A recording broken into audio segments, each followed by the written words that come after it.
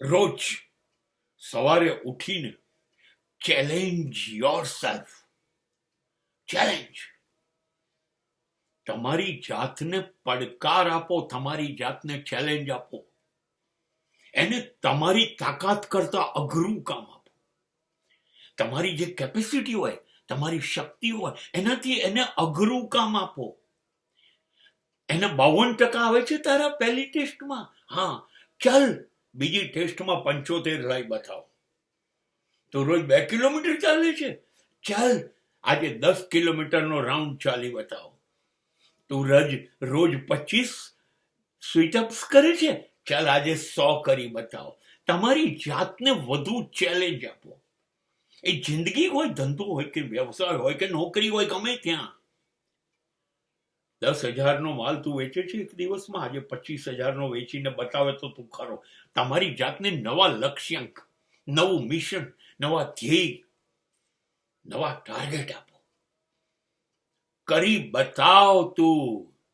અને એ ખુમારી રાખો કે કરી બતાવીશ, અને તમે કરી શકશો જ.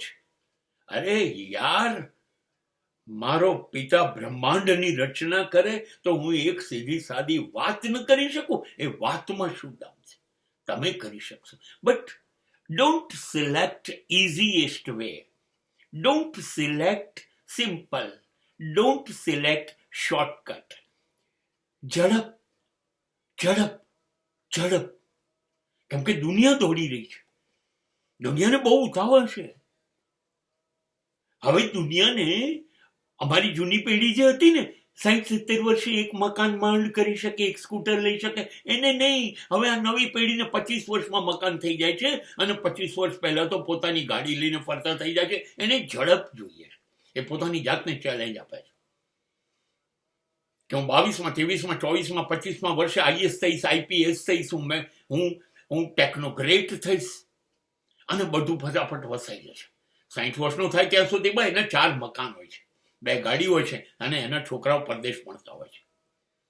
ચેલેન્જ આપો પોતાની જાતને, તો કરી શકશો. ઉંદરોની રેસમાં દોડવાનું નથી. ઉંદરોની રેસમાં આપણે દોડવાનું નથી. યાદ રાખો, આપણે ઘેટા નથી. આપણે સિંહ છીએ. આપણા રસ્તા આપણે આપણી જાતે બનાવીશું.